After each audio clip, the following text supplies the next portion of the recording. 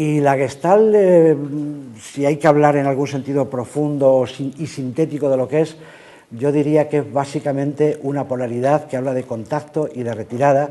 Es la polaridad fundacional de la Gestalt, en el sentido de que la Gestalt no es una psicoterapia introspectiva, que también, pero no tiene una idea de que el trabajo está como en mirarse uno por dentro, como conocer un poco cuál es su aparato psíquico. La Gestalt es una terapia que, más que enfocar, que también, pero digo que no solo enfocando el mundo interno, lo que está más bien enfocando cómo a uno le va en la vida, es decir, cómo está siendo su relación con el mundo, con la situación, con los otros. Así que no es tanto una terapia de introvisión, sino que es una terapia de campo, es decir, entendiendo que nos estamos desarrollando en un aquí y una ahora, en un espacio, en un tiempo. En ese espacio y en ese tiempo siempre están los otros, y en ese espacio de los otros uno está funcionando de manera saludable o de manera más o menos neurótica. ¿Qué es la neurosis? Pues básicamente la incapacidad que uno tiene de resolver sus necesidades en ese campo. O bien necesita algo y no es capaz de cogerlo, de pedirlo, de lograrlo, o bien equivoca el tiro y lo que busca no es lo que necesita, o no pone los medios adecuados, o lo piensa al revés de como debería. Es decir, esos son los errores de hacer que uno en su campo no resuelva sus propias necesidades. Pero la Gestalt lo que dice es, la salud es la capacidad de contactar y de retirarse, ¿eh? Y ambas son igualmente sanas y poderosas. Contactar quiere decir cómo uno tiene que salir, integrarse, interactuar con el mundo para resolver lo que necesite. Y uno siempre está necesitando algo de fuera, desde oxígeno y comida, por ejemplo, pero también calor, reconocimiento, amor. Uno siempre está necesitando contactar y también volver a retirarse, digamos, cuando está satisfecha esa necesidad. Pero ese camino de ida y vuelta, de contactar y retirarse, es inseparable en el sentido gestáltico de la salud. Perls decía siempre, Fritz Perls, que lo voy a citar unas cuantas veces, por quienes no sepáis de esto, es el padre, digamos, de la terapia Gestalt, Frederick o Fritz en abreviado Perls, un judío alemán que luego emigró en los años 50 a Estados Unidos y allí le dio forma a su terapia con ese nombre, terapia Gestalt. Así que Perls, cuando explicaba que era una mano, él ponía este ejemplo y decía, esto no es una mano. Él decía, esto no es una mano. Esto es una mano. Es la capacidad de contactar y de retirarse, de agarrar, de ir hacia algo de fuera y también de soltar. Así que es ese doble movimiento lo que hace la función. Así que cuando en Gestalt hablamos de self, de uno mismo, no hablamos como los psicoanalistas del ego, como una especie de constructo, como un autoconcepto, sino que hablamos de que el self es la capacidad de ajustarse a la situación en la que uno está, la capacidad de ir y volver, de retirarse o de contactar según sus necesidades. Así que la Gestalt siempre está hablando en estos dos términos. La Gestalt habla mucho de polaridades. La polaridad son los opuestos, digamos, aquella vieja filosofía del Tao, del Yin y el Yang, que os sonará, los principios positivos y negativos. Bueno, la Gestalt lo actualiza en el sentido de decir que en realidad somos no una cosa, sino una y su contraria. La Gestalt lo que hace es una concepción del ser humano como si fuera una sucesión infinita de polaridades, de opuestos. Es como abrir el panorama, es como si uno tiene una idea de sí, un cierto autoconcepto, un carnet de identidad. La Gestalt lo que diría es, bueno, ese carnet es parcial, es uno que te has inventado, que te has identificado con él, que te va bien en la vida, porque uno necesita simplificar, digamos, y es económico presentarse ante el mundo de una pieza, pero eso es muy reductor. Así que la idea de la Gestalt es que somos muchas más cosas, una infinita sucesión de contrarios. Somos buenos y malos, vagos y trabajadores, tolerantes e intolerantes, flexibles y rígidos, tiernos y crueles, blancos y negros. Esa es la idea de que en Gestalt somos mucho más de lo que creemos, y el trabajo de las polaridades, de conectar, de reconocer los opuestos, lo que nos da dando es una visión más amplia de nosotros. Pues toda esa idea de las polaridades, digamos que filosóficamente se encuadran en esta teoría del contacto y de la retirada como la polaridad fundacional. La Gestalt es una terapia que habla siempre de cómo estar en contacto o retirándose de la situación. Y eso es de lo que está hablando siempre la Gestalt. Es como una terapia muy situacionista, que a veces eso suena un poco mal, pero Perls decía afirmaciones tan radicales como deja que sea la situación la que controle. Algo así como, si tú quieres controlar las situaciones porque tienes una idea de cómo debe ser el mundo y cómo te debe ir a ti en el mundo, pero eso no es más que una cierta idea y un exceso de control. Más vale que estés disponible para que la situación según te lo exija, tire de lo que tú tengas. Quizá la situación necesita que seas agresivo, así que si tú tienes un cierto tabú a la agresividad, estás perdiéndote una fuerza que puede ser en un momento necesaria para defenderte, por ejemplo. O quizá la situación no te pide que seas serio, aunque uno haya desarrollado esa característica propia como algo que le da un peso específico en la vida, ser una persona seria, ser una persona de principios. Y a lo mejor la situación lo que está en ese momento exigiendo de ti es lo contrario. Así que la Gestalt lo que dice es, abre un poco tu carnet de identidad, como amplifica tu conciencia de ti y desde ahí funciona según la situación te lo pida, porque la situación cambia, la vida, si algo significa la vida, es cambio, es transformación. Así que no tiene sentido desarrollar una especie de personalidad rígida para estar en una vida que es cambiante, es como una cosa discordante, más bien todo lo contrario, flexibilízate para estar atento en una situación que está cambiando. Así que la Gestalt habla de esta polaridad básica, de contactar y retirarse, pero digamos que aunque las dos tienen la misma valía, y voy a hacer aquí separaciones un poco artificiosas, separaciones, digamos, didácticas, porque las cosas no están separadas en el fondo, pero sí las voy a separar un poco para explicarlas. Aunque ambas tienen la misma importancia, es verdad que la Gestalt le ha dado mucho énfasis al contacto. A veces se le ha llamado así una terapia del contacto, como si la Gestalt lo que dijera es necesitamos agilizarnos para resolver nuestros asuntos con el mundo, para ser capaces de contactar de una forma creativa, adecuada a la situación, y nuestra cultura, nuestra educación nos hace demasiado rígidos, así que hay que favorecer la flexibilidad para el contacto. Así que la Gestalt ha hecho mucho énfasis en el contacto. Hay un trabajo clásico en la Gestalt que habla del ciclo de necesidades y dice, bueno, ¿qué le pasa a uno cuando necesita algo? Pues la cosa empieza por sensación, y luego se energetiza, luego se pone en marcha, y luego se pone en acción y en contacto, y luego viene la retirada. En ese ciclo habla mucho de toda la parte que tiene que ver con el contacto. La retirada es como un último paso.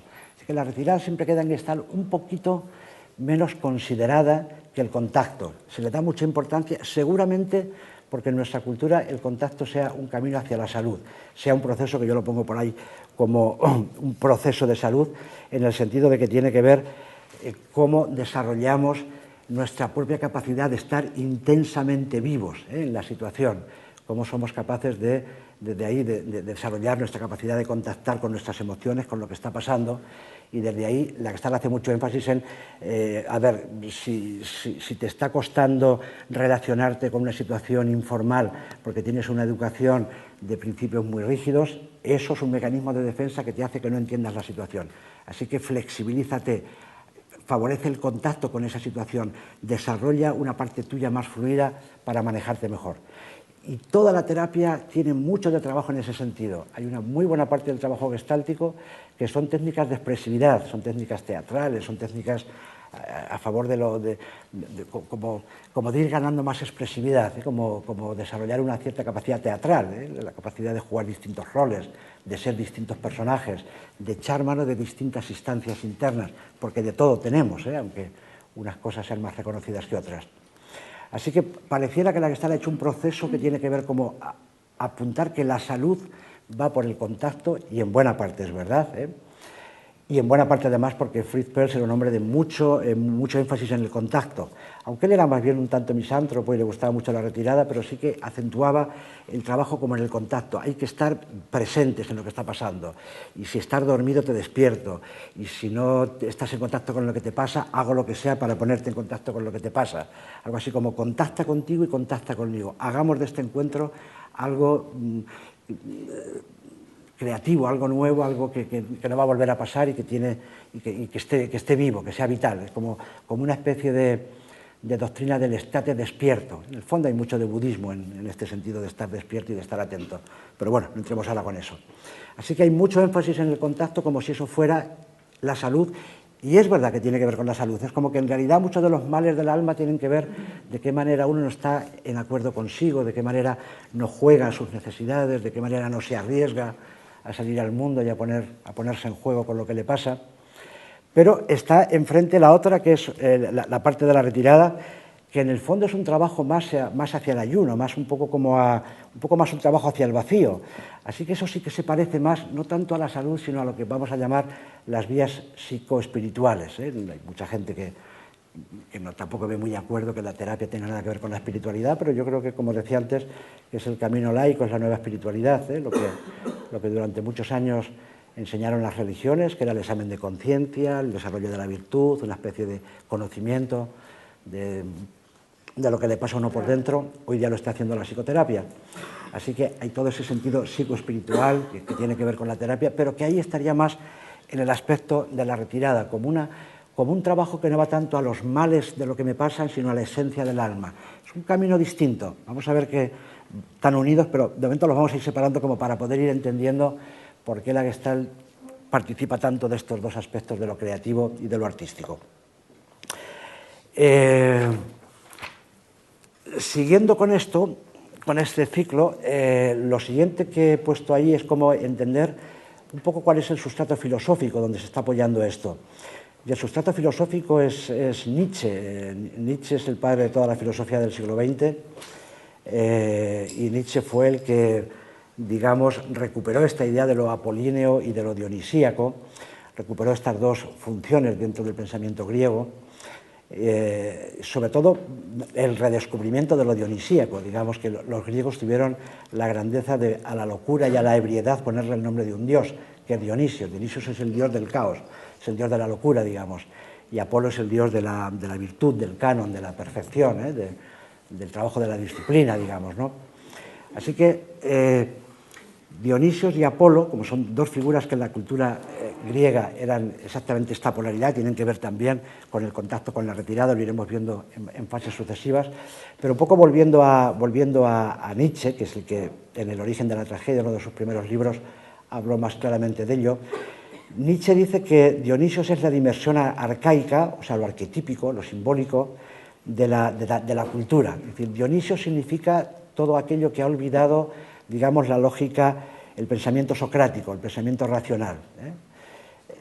Dionisios es como lo que está previo al pensamiento lógico, lo que tiene que ver más con el magma, con la naturaleza, con lo ambiguo, con lo que todavía no tiene forma, con lo que está como en esa configuración que todavía no se ha definido. Tiene que ver con el fondo y figura, que son dos palabras que utilizamos mucho en Gestalt.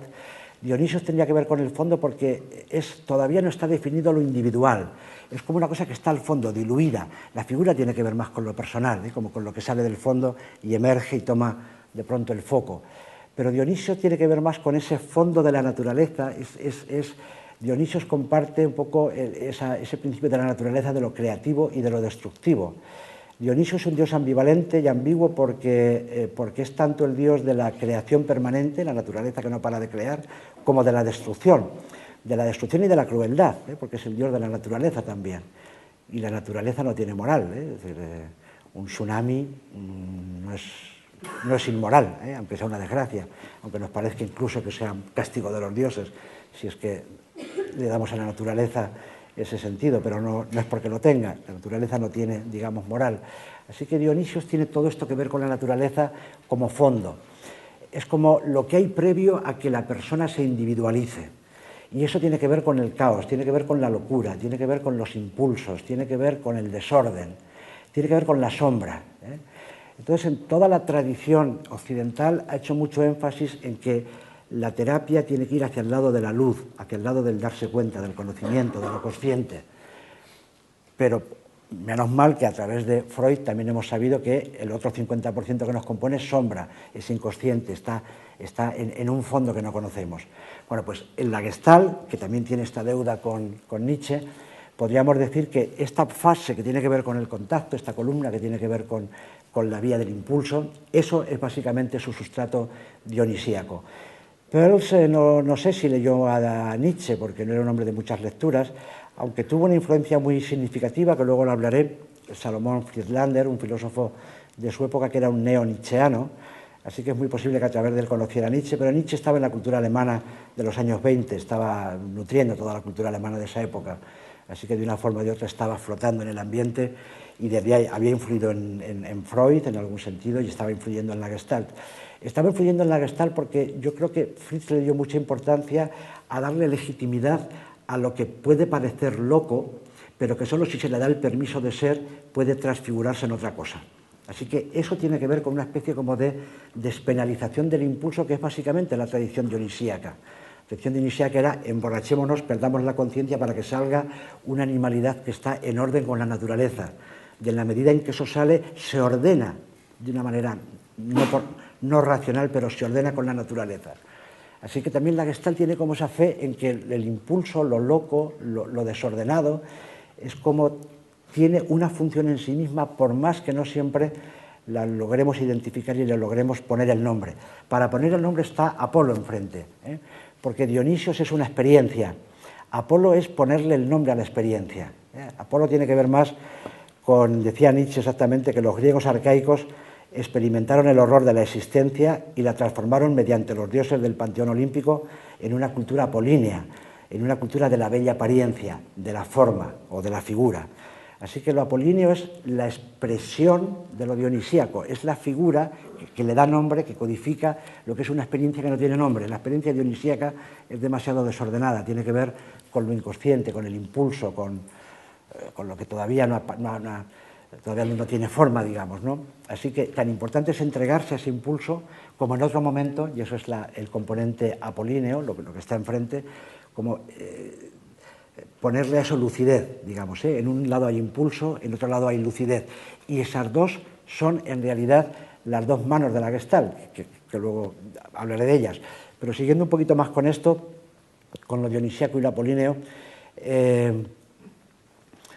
cuando Peirce dice dejemos que sea la situación la que controle, lo que está diciendo es algo así como si nos fiamos de la naturaleza, no hace falta que el control intervenga antes de tiempo, no hace falta que le demos forma a lo que todavía está gestándose, que eso sería después el paso apolíneo, como nombrar lo que la experiencia ha dado lugar.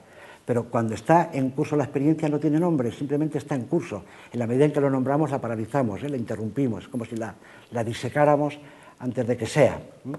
Así que cuando Fritz Perls decía eso de dejar que la situación sea la que controle, se parece mucho a una de las máximas de Nietzsche que decía atrévete a amar a tu destino. Es una de las frases que dice en El origen de la tragedia, algo así como atrévete a amar a tu destino quiere decir, aunque no sepas cuál es tu destino, entrégate a él. Atreverse a amar a tu destino es como déjate seguir un poco el impulso.